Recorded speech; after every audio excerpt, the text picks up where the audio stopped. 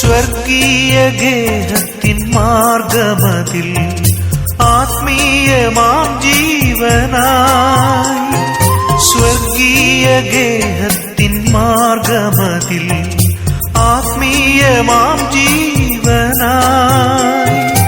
ആഹാരമായി ദൈവം തരും സ്വർഗീയ മന്നായി പൂജ്യം.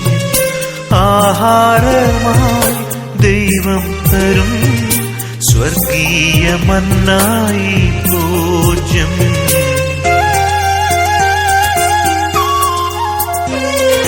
മനസ്സൊരു സക്രാരിയായി ഒരുക്കുകയാണിവിടെ.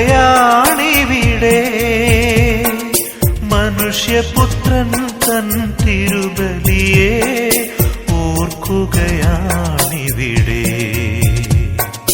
ഓർക്കുകയാണിവിടെ. മനസ്സൊരു സക്രാരിയായി ഒരുക്കുകയാണിവിടെ. മനുഷ്യപുത്രൻ തൻ തിരുബലിയെ ഓർക്കുകയാണിവിടെ. ഓർക്കുകയാണിവിടെ.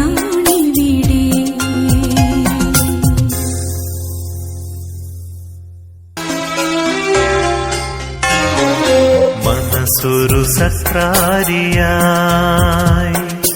ഒരുക്കുകയാണിവിടെ.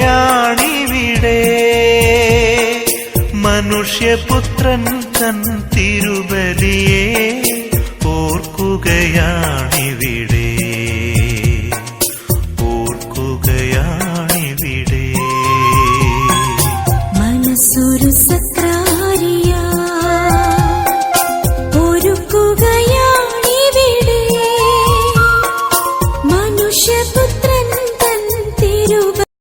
എത്രയും സ്നേഹം നിറഞ്ഞ വർഗീസ് അച്ഛൻ, പ്രിയപ്പെട്ട സഹോദര വൈദികർ, പള്ളിയുടെയും കോൺഗ്രിഗേഷൻ്റെയും ഭാരവാഹികൾ, ഭക്തസംഘടനകളുടെ പ്രവർത്തകർ, കർത്താവാൽ അനുഗ്രഹിക്കപ്പെട്ടവരെ, ഏവർക്കും യേശുനാഥൻ്റെ നിസ്തുല്യമായ നാമത്തിൽ മുന്നമേ സ്നേഹവന്ദനം അറിയിക്കുകയാണ്. കഴിഞ്ഞ 2.25 വർഷത്തോളം ഈ ദേവാലയത്തിൽ നിങ്ങളോടൊപ്പമായിരിക്കാൻ ഇടയാക്കിയ ദൈവത്തെ മുന്നമേ ചേർന്ന് മഹത്വപ്പെടുത്തുകയാണ്. 2 വർഷം എന്ന് പറയുന്നത് കേവലം ചെറിയൊരു കാലഘട്ടമാണെങ്കിലും എൻ്റെ വൈദിക ശുശ്രൂഷയിൽ ഈ ദേവാലയത്തിൽ ആ ഒരു 2 വർഷക്കാലം ശുശ്രൂഷ ചെയ്യുവാൻ സാധിച്ചത് ജീവിതത്തിൽ കിട്ടിയ വലിയൊരു ഭാഗ്യമായി, ഒരു അനുഗ്രഹമായി കാണുകയാണ്. ഒരു നന്ദി പ്രസംഗത്തിനും മറുപടി പ്രസംഗത്തിനുമാണ് എന്നെ ഇവിടെ നിർത്തിയിരിക്കുന്നത്. പറഞ്ഞ നല്ല വാക്കുകൾക്കും കിട്ടിയ ഉപഹാരങ്ങൾക്കുമൊക്കെ ആദ്യമേ നന്ദി പറയുകയാണ്. വർഗീസ് അച്ഛൻ്റെ പ്രസംഗത്തിൽ ആദ്യമേ ഓർമ്മപ്പെടുത്തി, വന്ന സമയത്ത് എങ്ങനെയാവും എന്നൊരു ചിന്ത അച്ഛന് മാത്രമല്ലായിരുന്നു, എനിക്കും ഉണ്ടായിരുന്നു. ഇതെങ്ങനെ മുന്നോട്ട് പോകുമെന്ന്. പക്ഷെ ഞാൻ അവരുമായിട്ട് തന്നെ ഷെയർ ചെയ്തിട്ടുണ്ട്. പക്ഷെ ഞാൻ പ്രതീക്ഷകളൊക്കെ അപ്പുറമായി.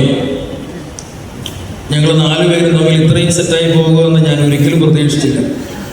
നിങ്ങൾക്കറിയാം, മറ്റ് ദേവാലയങ്ങളിലൊക്കെ ഒരു പള്ളിയിൽ 2 അച്ഛന്മാരുണ്ടെങ്കിൽ മുന്നോട്ട് പോകുക ഇത്തിരി ബുദ്ധിമുട്ടാണ്.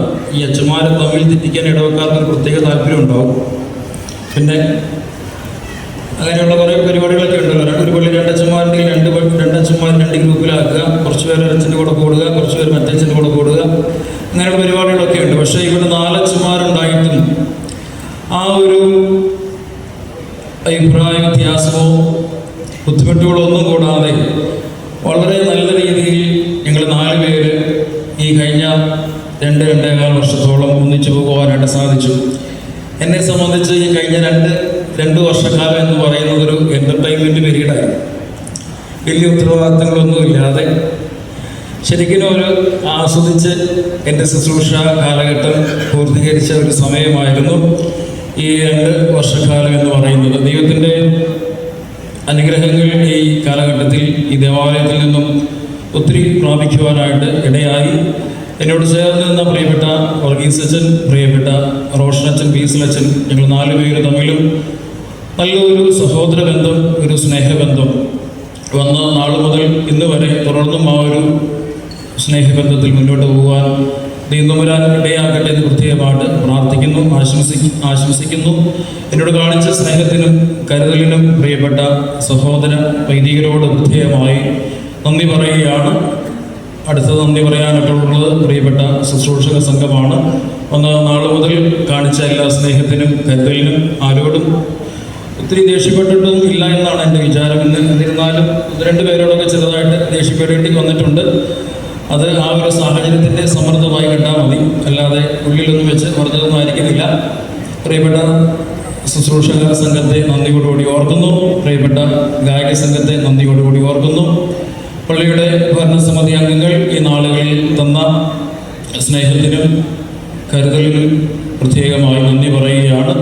ഭക്തസംഘടനകൾ, പ്രത്യേകിച്ച് യൂത്ത് അസോസിയേഷൻ, സൺഡേ സ്കൂള്, വനിതാ സമാജ്, കേഫ, പള്ളിയുടെ കീഴിൽ പ്രവർത്തിക്കുന്ന എല്ലാ കുടുംബ യൂണിറ്റുകളും എല്ലാവരോടുള്ള നന്ദി പ്രത്യേകമായിട്ട് ഒറ്റവാക്കി അറിയിക്കുന്നു.